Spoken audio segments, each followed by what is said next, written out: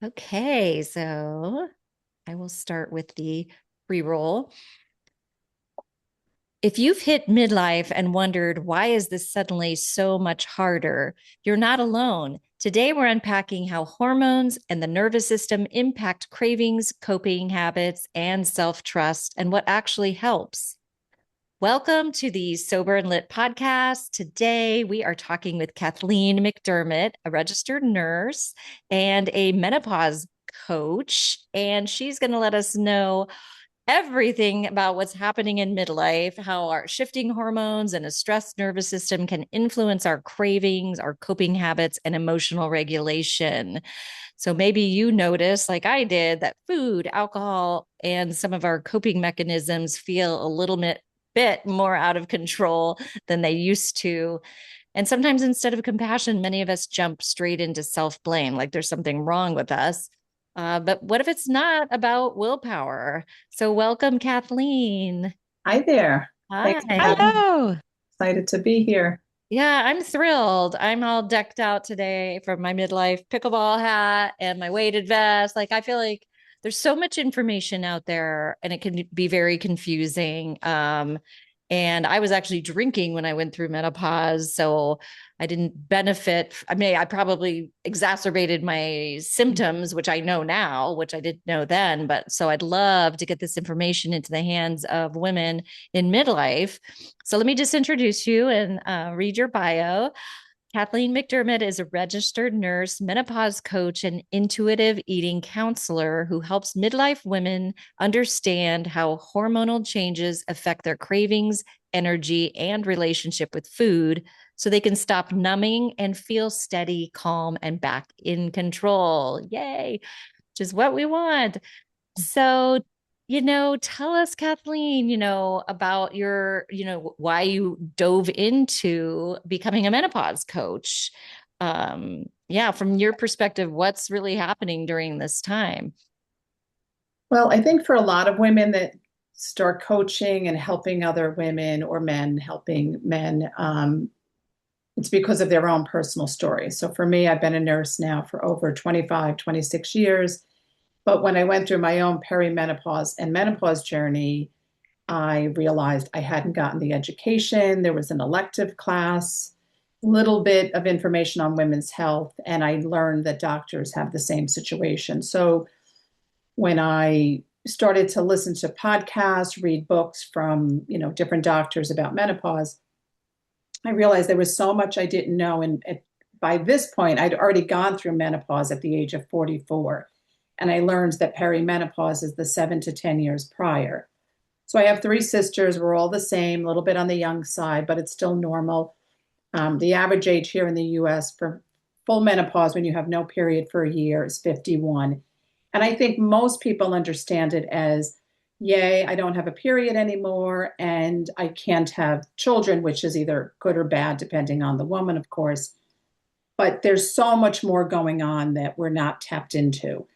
So the perimenopause, in say for me, was like, say, 35, 37, started the hot flashes, the night sweats, mood swings, weight gain, feeling bloated. And there's so much going on that, I look back and I think, gosh, I had two children at that point, married. My kids, I guess, were, in and around 13, 15, which is a really fun age to be going through perimenopause, teenagers, working, continuing my education. I went on to get my master's in nursing education, but really it was like if I could have just hit the pause button and said, let me learn what's going on with my changing body. So, of course, I did learn, but it was after going through menopause. I'd already been, I guess, in my 50s by the time I became a menopause coach specialist. And I learned that, we are so hard on ourselves as women. We think, and I did this when I was younger, I had an eating disorder in my teens and 20s. I wanted a quick fix. I wanted someone to tell me, this is the problem and this is what you need to do. But it's never a quick fix. And it's interesting, I'll digress a little bit. When I went and sought help, I walked into the therapist and I thought, she's going to give me a diet or an eating plan, and we're just going to zip through this.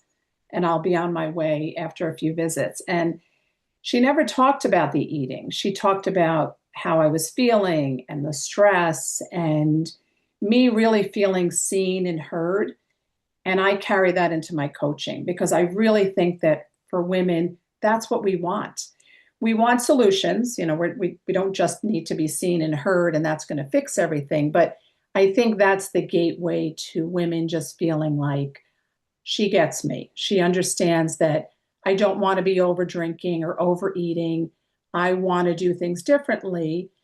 But I then became an intuitive eating counselor because I also don't believe it's all about restricting and dieting, because I think that then causes women to overeat and beat themselves up and overexercise. Like it's kind of like living in the black and the white, right? That it's not really the best place to be. It's learning to live in the gray. Mm-hmm. So that's Mhm. how I got here. Wow. Well, I'm so glad you did because I feel like there's just so much confusing information out there.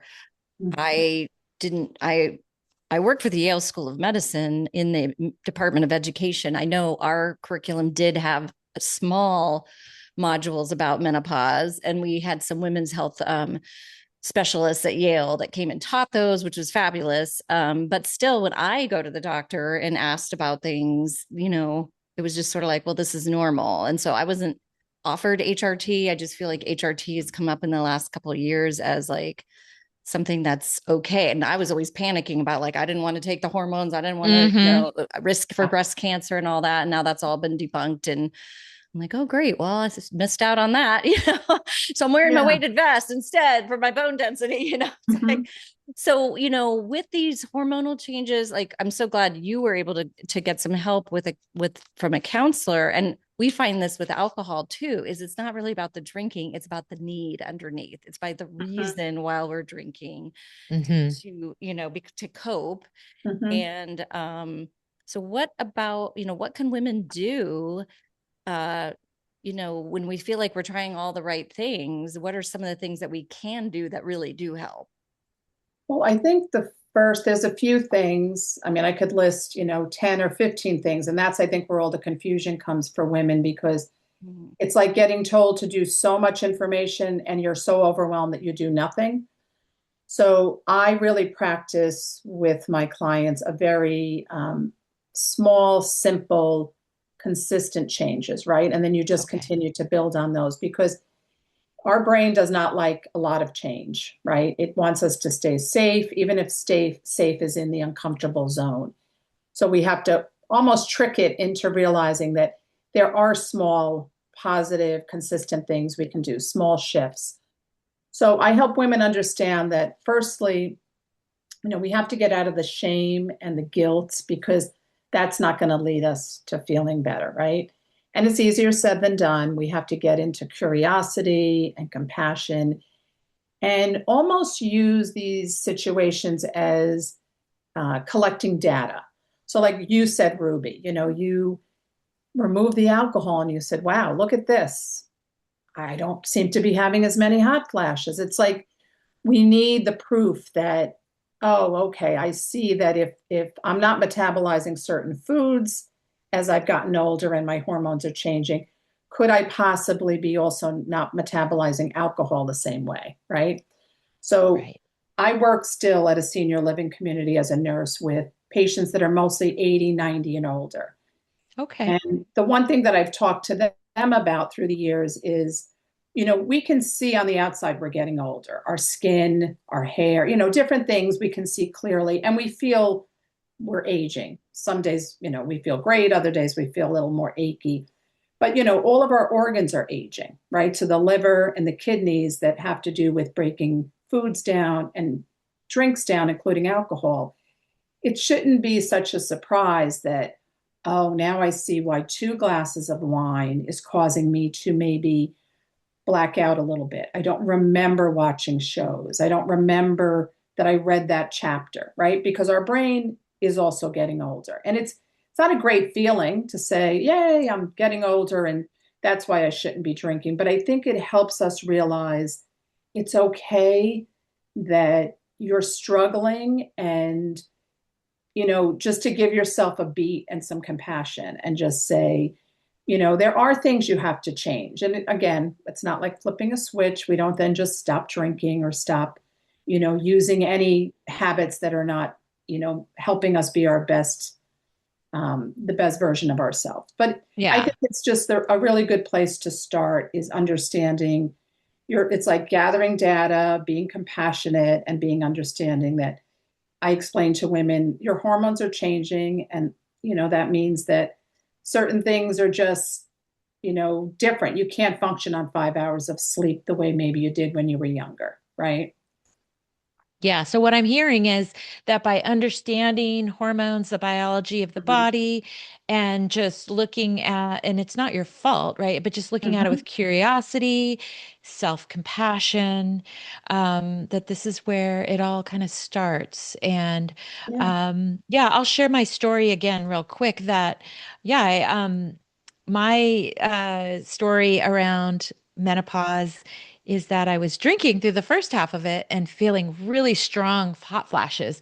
Like every hour, it felt like I was going up and down, and then I got alcohol free in the kind of the middle of it, and I noticed a drastic change. Like so, it was like through experience, I realized that alcohol played a because that was the one thing I changed during that time that played a huge role in the Yeah. the hot flashes and the symptoms. Yeah. Hmm. Hmm. Yeah. That's great. Yeah.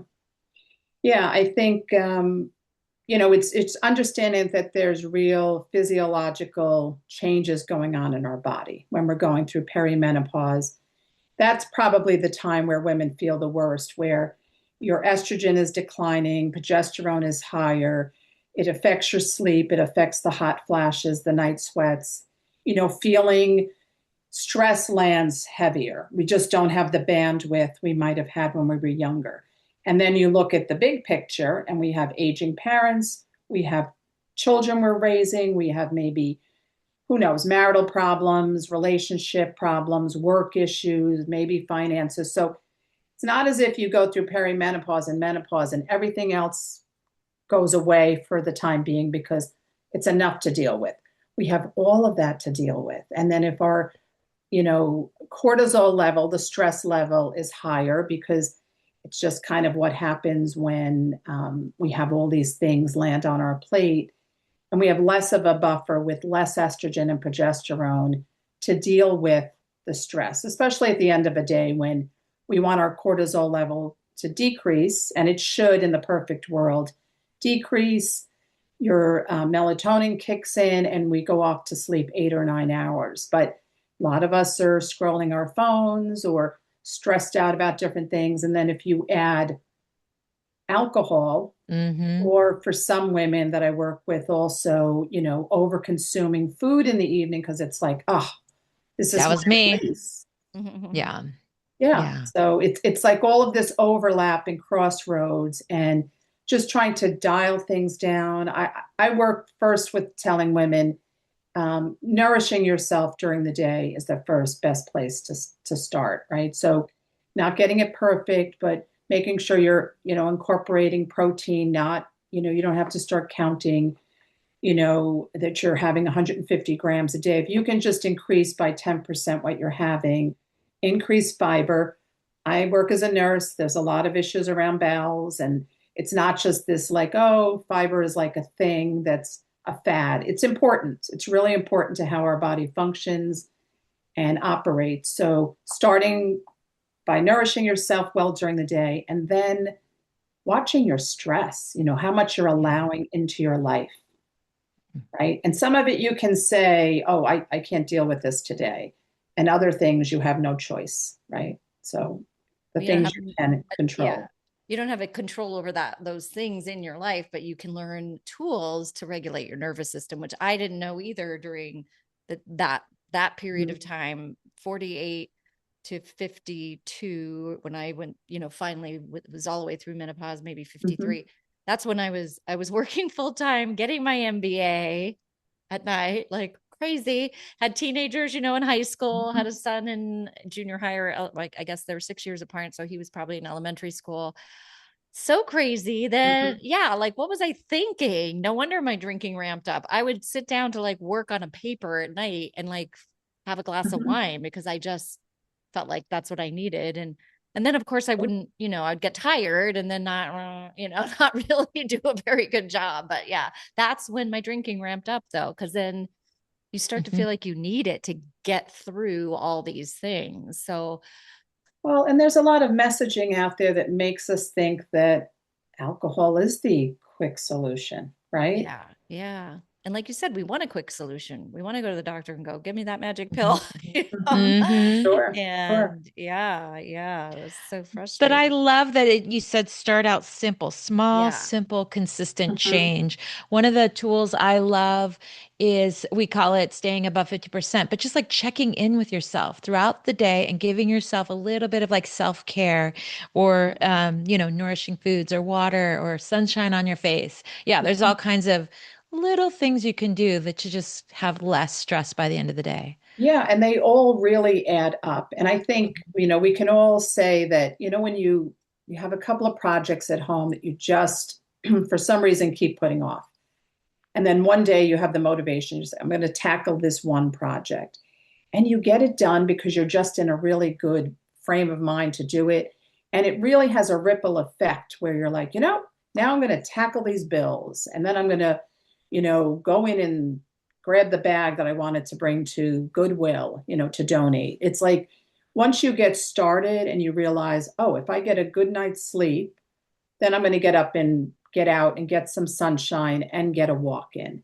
And then you come home and you naturally want to nourish yourself with good foods. And then you start to just feel good. And it's not perfect every day. You have days where you're, not doing those things because you're too busy. But those are the days where you realize you're human, you're, you have to find the compassion and just get back to doing the small things because again, we don't want to live in the black and the white. We want to be able to be in the gray and realize, we're the only ones that can truly take care of ourselves and we're the only ones that know how we feel. So it's like you said, checking in with yourself. That's another huge benefit if we can do that, if we can remember, just Mhm.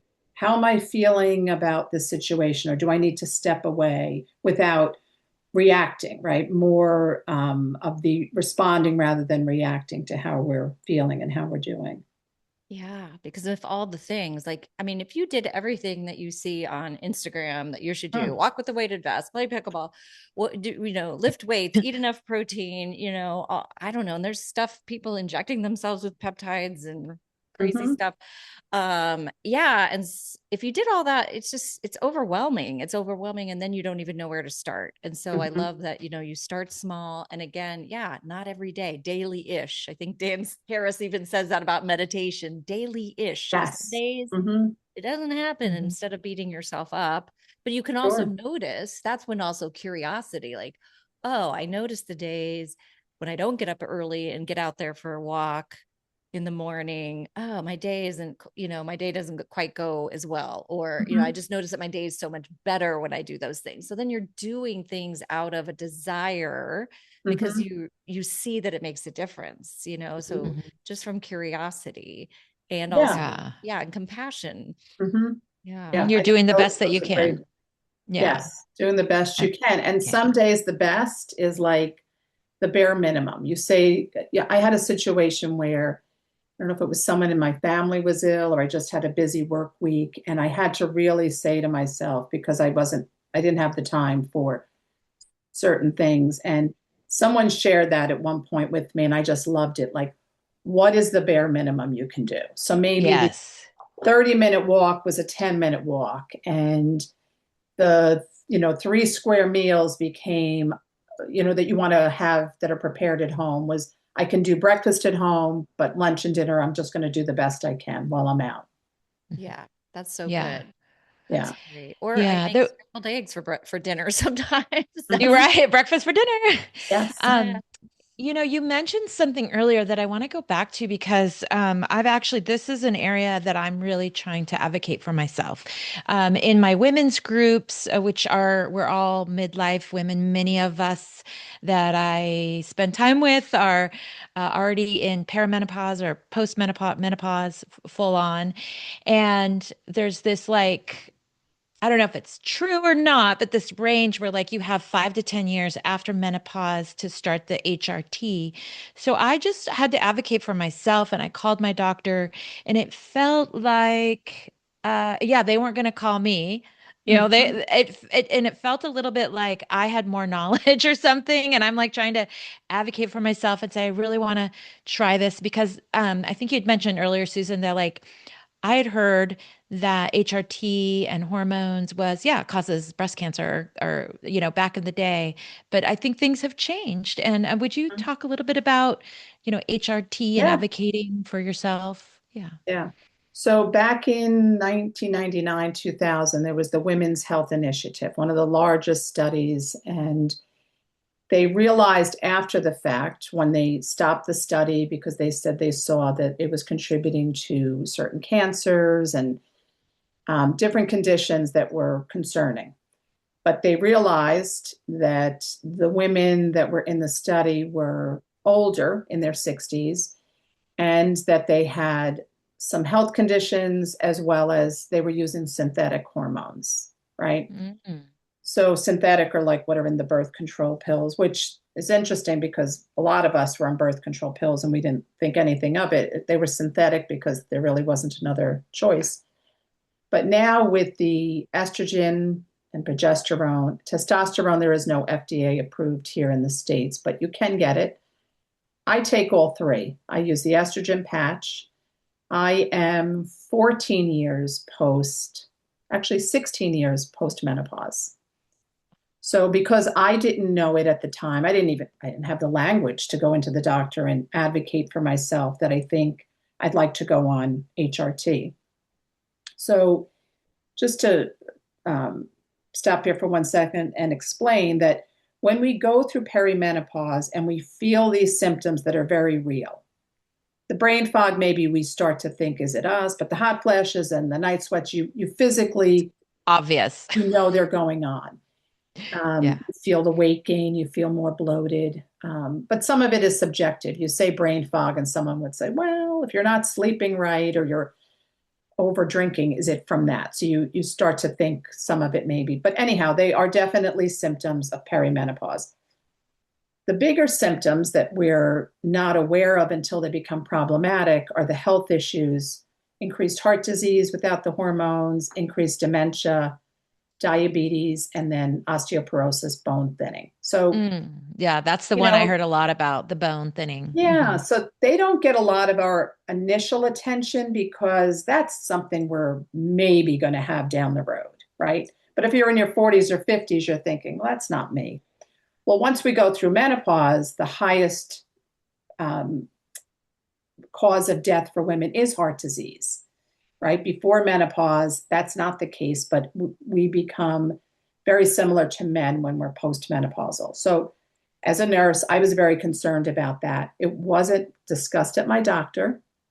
It wasn't like, I think in the ideal world, there would be these checkpoints or little questionnaire. You're filling out so many questions, anyhow, to say where you are in your journey. And then that would initiate the discussion with your doctor, maybe to Yeah. start even in your 30s and 40s before the symptoms. So the doctor can say, let's just take a few minutes.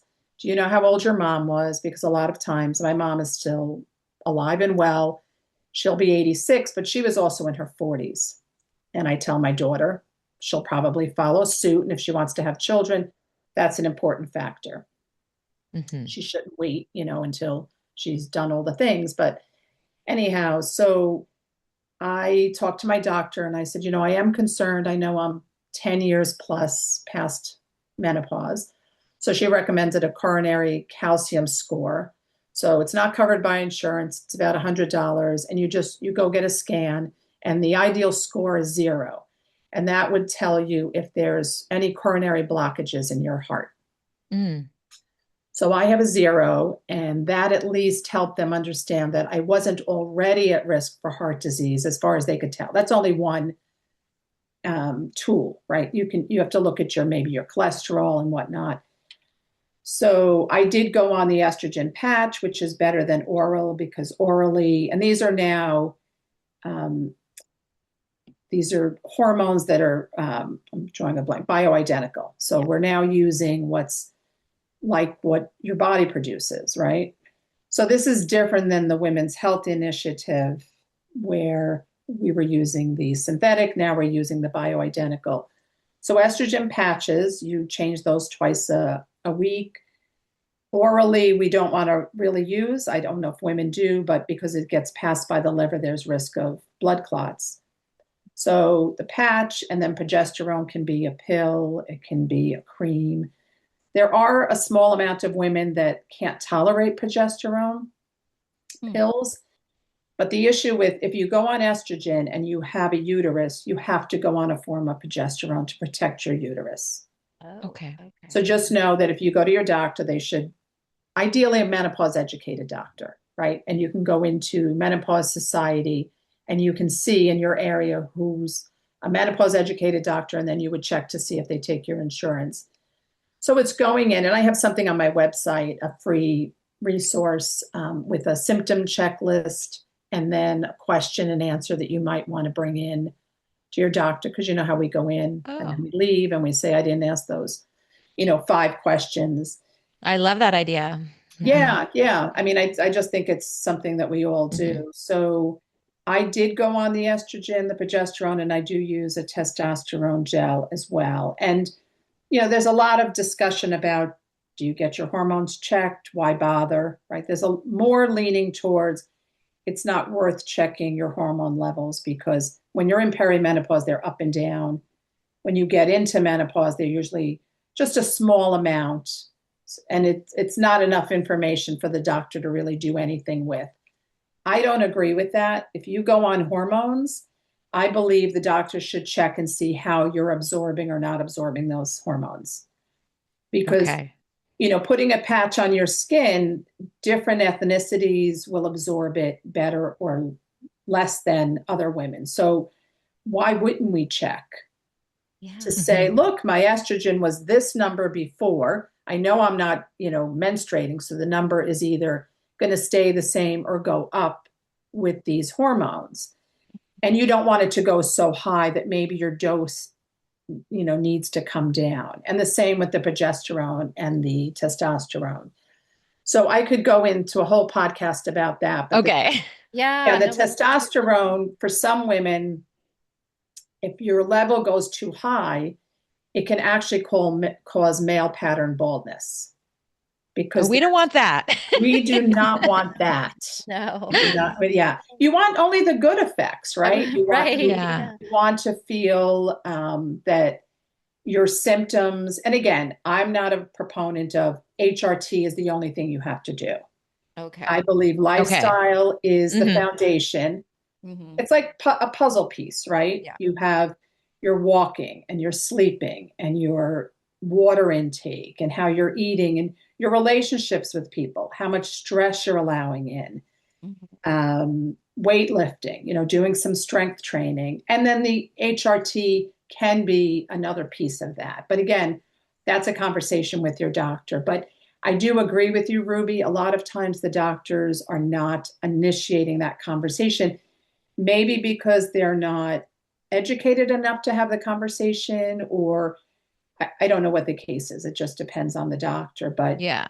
I My think, ex- my experience, it felt like I needed to have a certain number of symptoms or something. So I'm like, yeah, I was kind of like, still have symptoms, but I don't as much. And then they're like, okay, you can take it. It was like I had to have a certain check mark. And mhm, then they said yes. And then I said, so are you going to test me and see what levels? And they said, no, you're either going to be on it or not on it. And mhm, so it was just very interesting. And then I said, what about testosterone? Because I've been reading about that. And they said, we don't do that for women, period. So it was just very like, there wasn't a lot of nuance. It was like you mhm. either are or not, and it's one size fits all. And it just, yeah, I felt like there was like a lack of knowledge, or I don't know. This is a big whole area, like a deep, Yes, like, yes. So And I yeah. frustrating.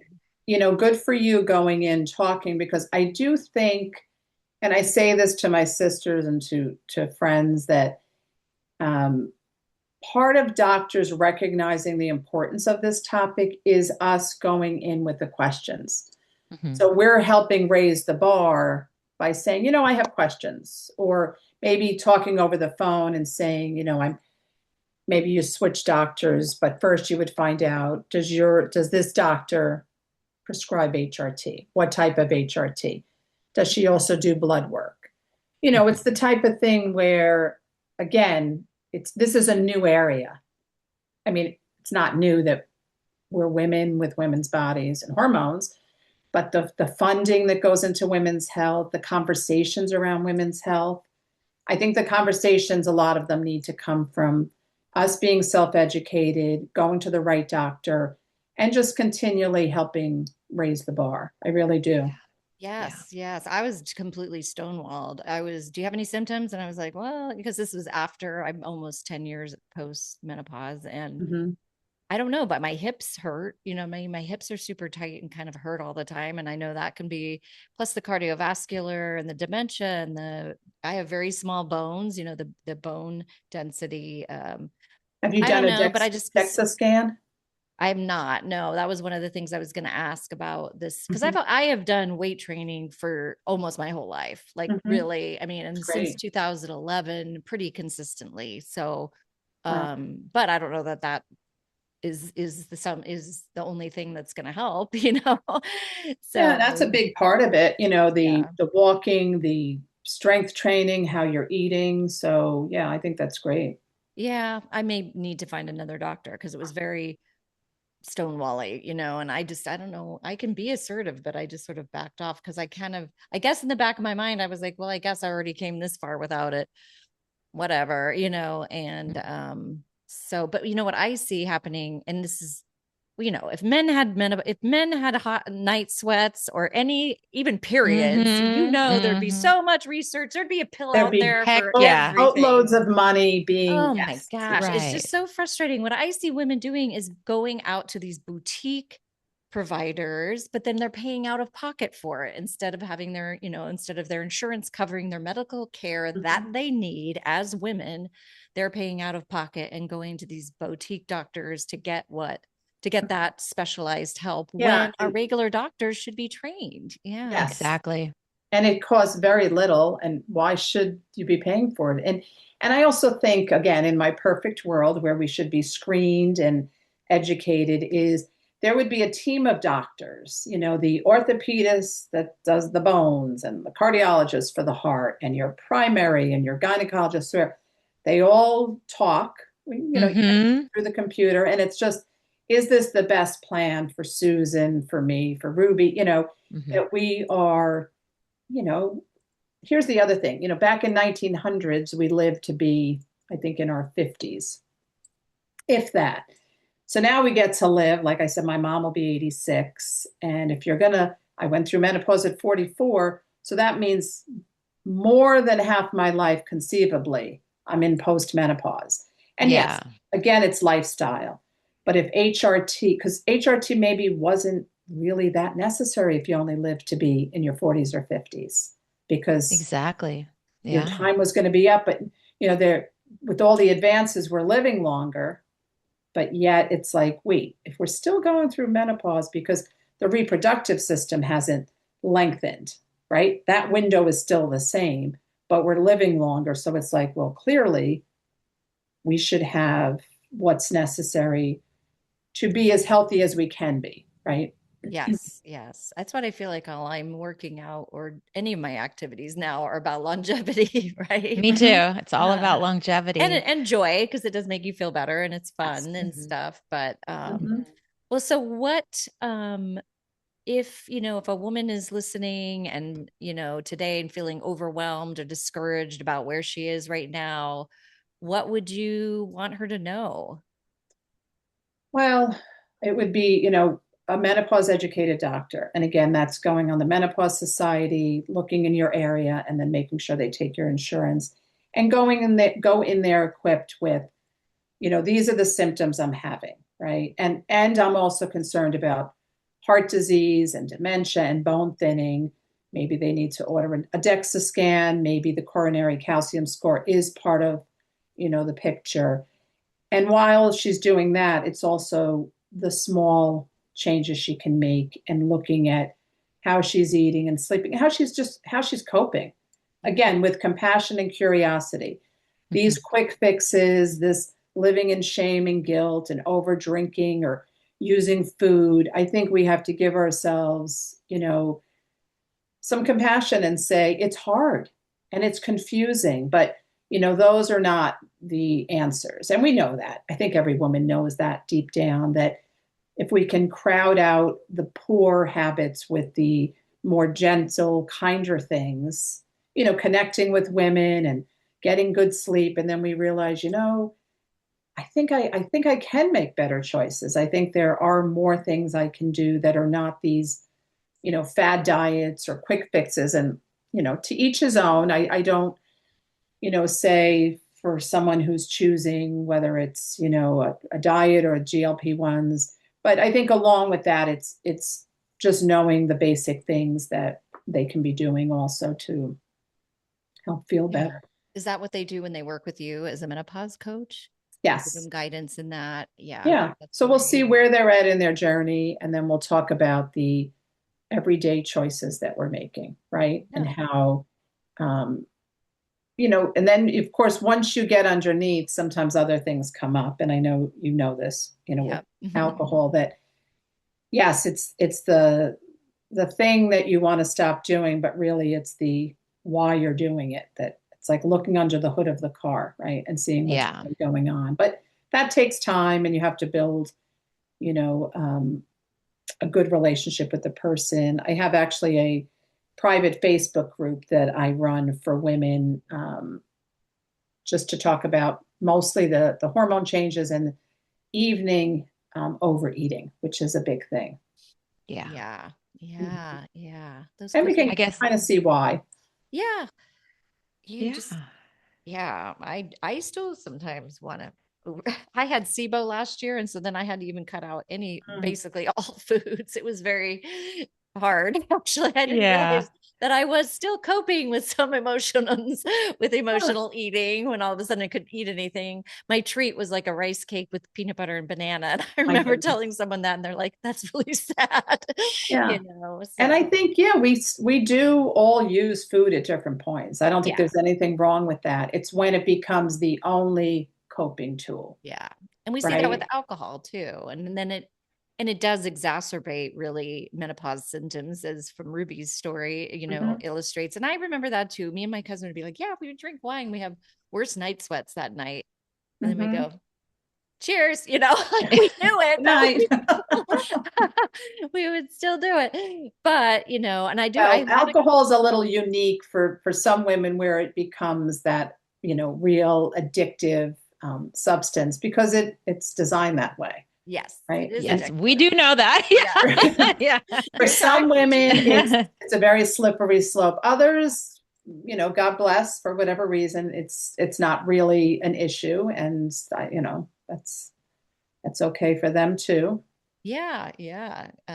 Yeah, but I noticed for me, using it as a coping mechanism, it became more addictive and it was ramping up. And like you said, all of a sudden 2 glasses of wine and you're kind of blacking out or not remembering parts of the night, or Hmm. movies. Still to this day, my husband and I will watch. I mean, I'm 6 years almost alcohol free. We'll see like an old movie and I'm like, I think we saw this. And he's like, no, I don't think we Mm. did. I'm like, I don't know. And then we'll start like halfway through it. We're like, yeah, we saw this. It's I did the same thing, Susan. it's Yeah. awful, but yeah, I mean, Yeah. well, and it's so great though to notice how much better you feel. Like even though I drank during my menopause, I feel like not drinking, even though I haven't been able to do HRT, has kept me looking younger. And Oh, sure. an active Yeah. lifestyle and good nutrition and stuff. But boy, I would wake up looking pretty rough some of those mornings, when I Yeah, we can't get away from the aging, right? It's like that right. slope is we're going, in the direction, but gosh, I don't need to push down the slope. Yeah. Exactly, exactly. That's what Yeah. I'm And you talking have about. really nice skin too. You're alcohol free for a year and a half. Yeah, I want to yeah. celebrate that. That's so Yes. amazing. Yay. Yay. Yeah, Yeah. yeah. Yeah. That's Yeah, it's great. It's wonderful. great. And it opens up so many different things, with it. It's it's hard to explain to someone who's not been on the journey, but when you kind of just remove certain things, it just makes you realize what else you're capable of doing, and yeah, it Yeah. feels good. That's what we Yeah. see. It's like it's a superpower. And it also sometimes masks things in your life that need to change. Like you Mhm. do need to meet those needs, but in a more healthy way. Sure. Or have certain conversations or change certain things in your life. Like you said, I was just drinking through the stress instead of dealing with the stress, and mitigating the stress. I say that alcohol kept me in a state of burnout because I just kept Yeah. drinking instead of dealing with all of the things that I was drinking over. Right. It's like it doesn't allow you to develop the skills of being able to speak up about this thing or that thing, and realizing it's okay. I can say this and still survive. Whereas the drinking is like, no, I can't say it. I can't rock the boat or Yeah. ruffle anyone's feathers, but really Hmm. it's not good for anyone, to do Yeah. that. Yeah. Very Yeah. well said. Yeah.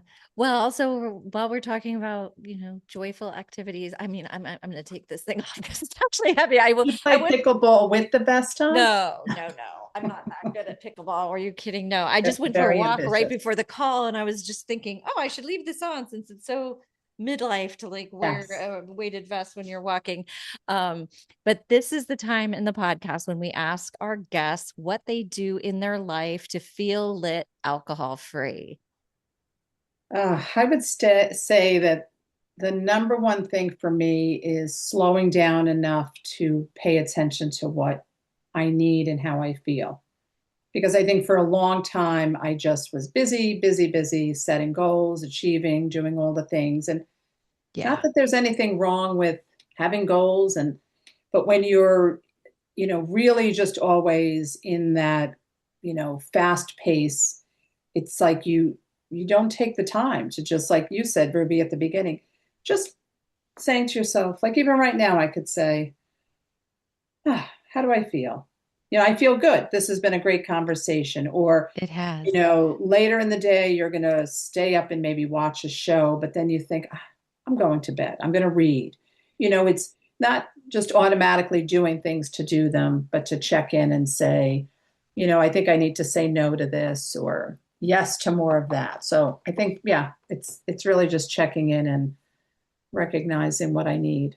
That's beautiful. That's so wonderful. We never know what our guests are going to say. We've had everything from karaoke to many people with walks, but this is the first time. Slow down and pay attention to what you need. I love that. That's a beautiful, Hmm. beautiful way to just feel it in your life. Yeah, I love that so much.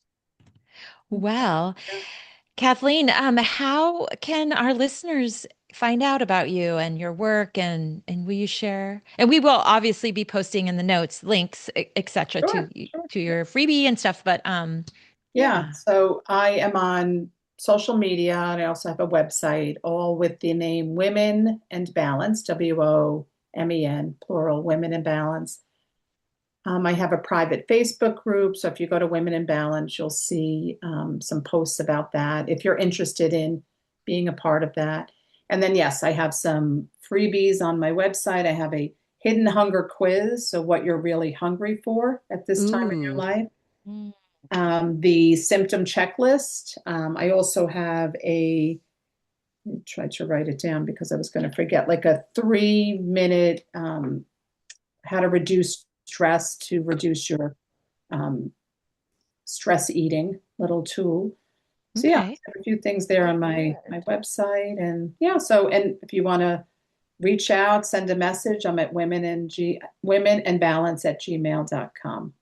Beautiful. I love that. I might Thank get the you. reducing stress, and I love quizzes. So hidden hunger quiz. That's so Yes. cool. That's really neat. Mhm. Well, that's beautiful. Thank you so much for being here. I know this is a really important topic for all women, and I really am so excited that we could have you on. I think it's going to be a really great episode. And thank you so much to our listeners for listening and supporting our podcast. And remember to do something today to help you to feel lit. Thank you. Thank you.